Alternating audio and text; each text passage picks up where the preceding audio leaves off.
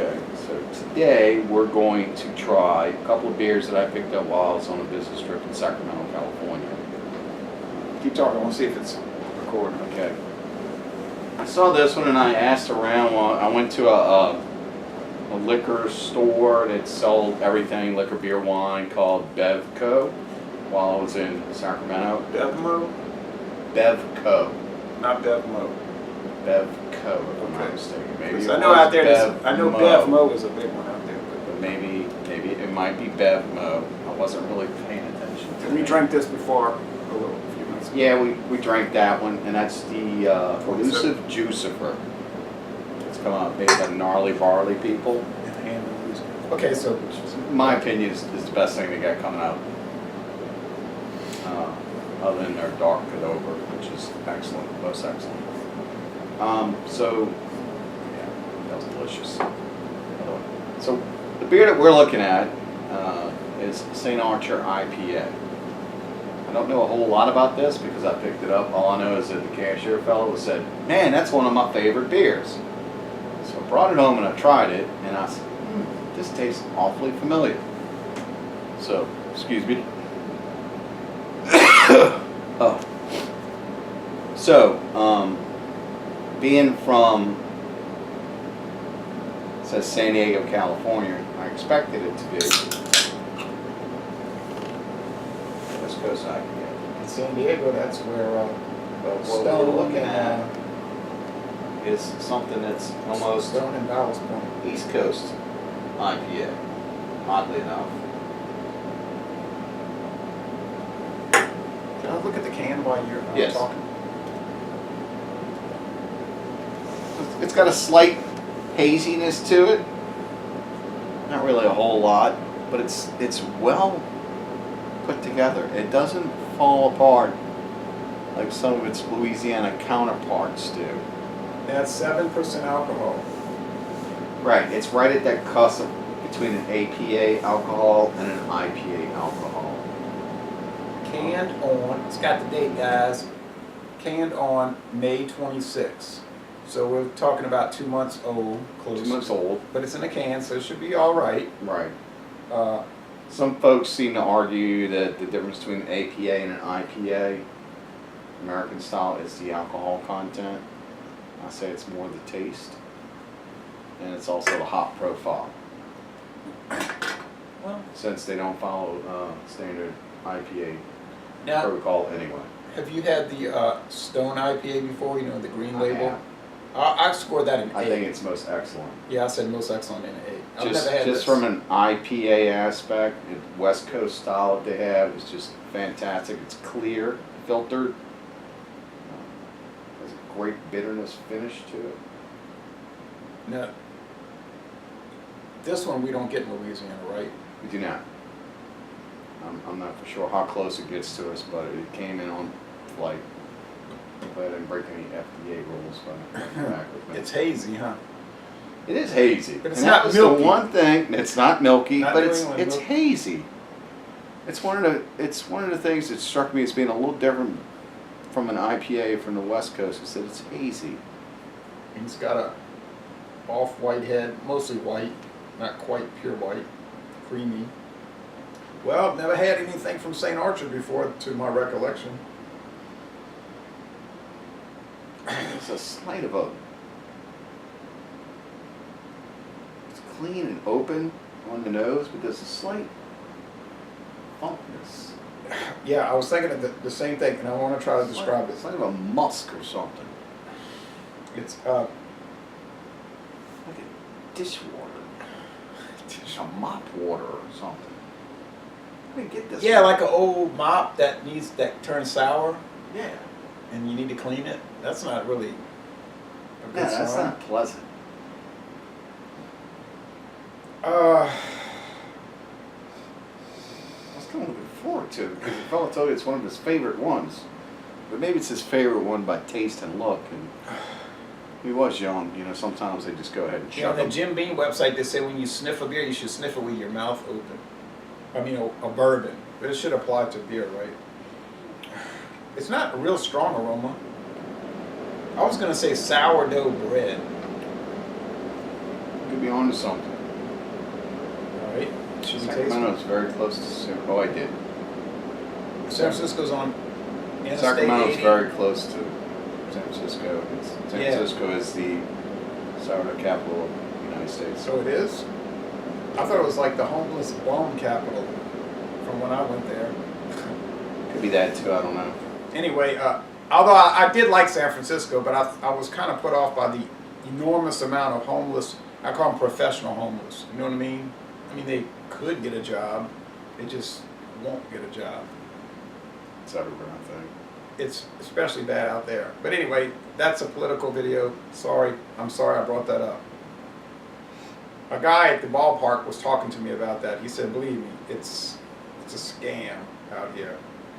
Okay, sourdough. Yeah, Sacramento, I never did visit that city. I was along Interstate 80 in my 2006 Toyota Corolla CE Yeah, stick shift, but I never stopped. it was my recollection, talking to some folk, that the reason why Sacramento is a city, and by the way, it's the capital of California, is the fact that it was a gold rush city. You go downtown, it's a very old stamp with a lot of the old wooden buildings, old wooden homes like New Orleans has. And it's a Catholic name. Yes. Okay. It's very pretty downtown. They go through a resurgence right now. A lot of beatnik looking millennials in the downtown area. Someone Yeah. told me 15, 20 years ago it was a ghost town. Wow, and it's been 11 years since I've been out there. I drove out there. I drove from Louisiana out there 11 years ago, and so things can change, in 11 years. So Oh, I'd definitely like to go back again. It's not very expensive. It's just feeding yourself and drinking yourself is kind of expensive. yeah, and I was doing baseball that trip, so the drinking was Their There was gas no- prices were on about 80 cents more a gallon. I was put off by these gas prices, and but I did no drinking as far as I just wasn't focused on drinking when I went out there. I was focused on the baseball trip to go to every major league park out west, Right. except for Seattle. And I did drink some Anchor Steam on draft at It's good beer. an Italian restaurant in the Fisherman's Wharf, and that was awesome, with the Dungeness crab and all. So, Good so stuff. Good this stuff. thing is. So you're getting sourdough.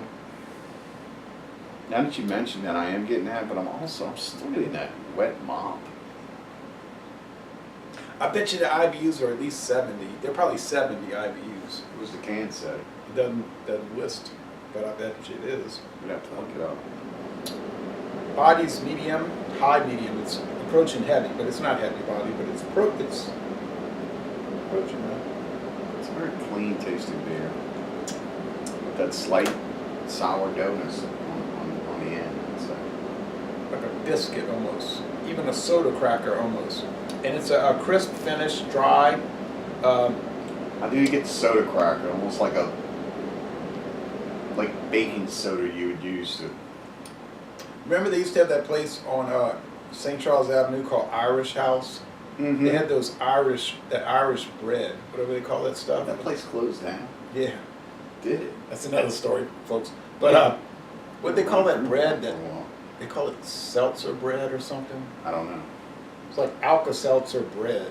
It was weird. I didn't really like it, but this is reminding me of that in some respects. Yeah, I went and ate at that Irish House a couple of times. What really struck me as being a little indifferent about it is that you had Nola Brewing within a stone's throw of the place, which makes one of the most fantastic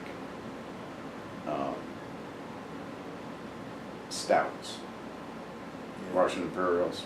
And, wow, all they would carry was Guinness in that place.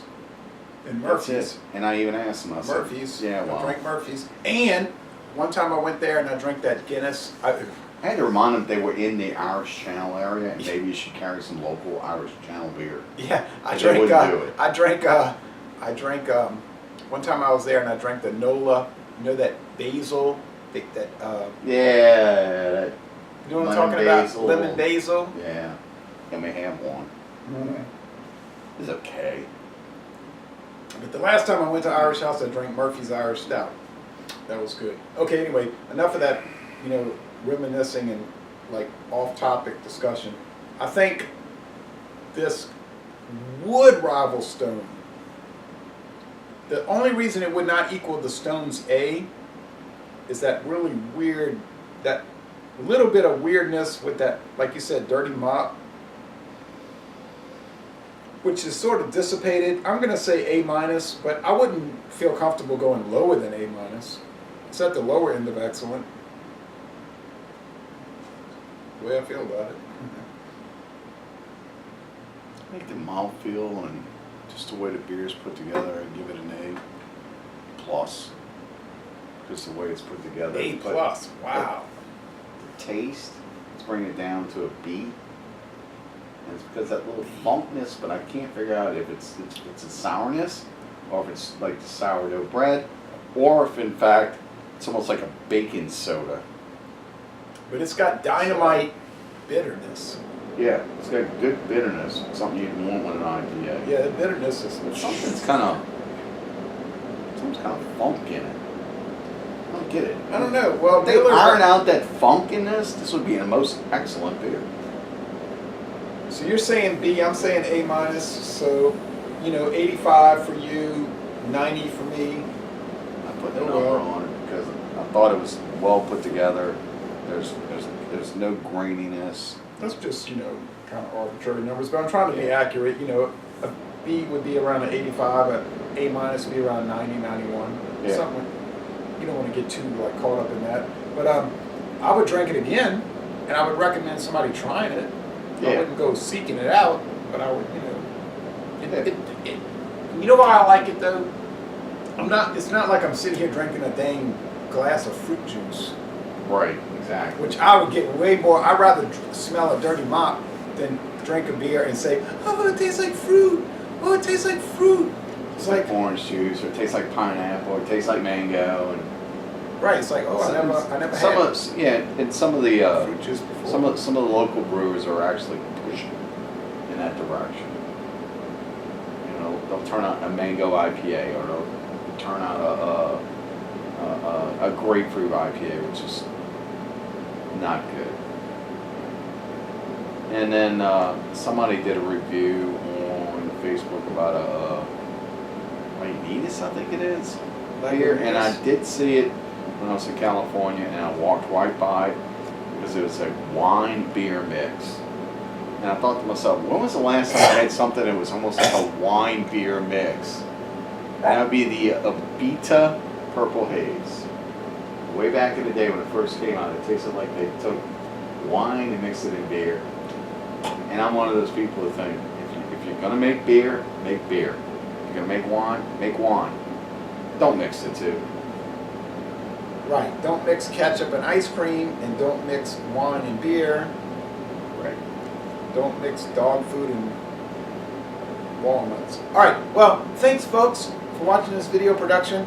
We say it's worth buying, but don't get too excited. Don't get flying to California over this one. No, don't go make a special trip to California. But do make a trip to California, go see the Major League ballparks. All right, thanks for watching this video production. Y'all come on down to Jefferson Parish.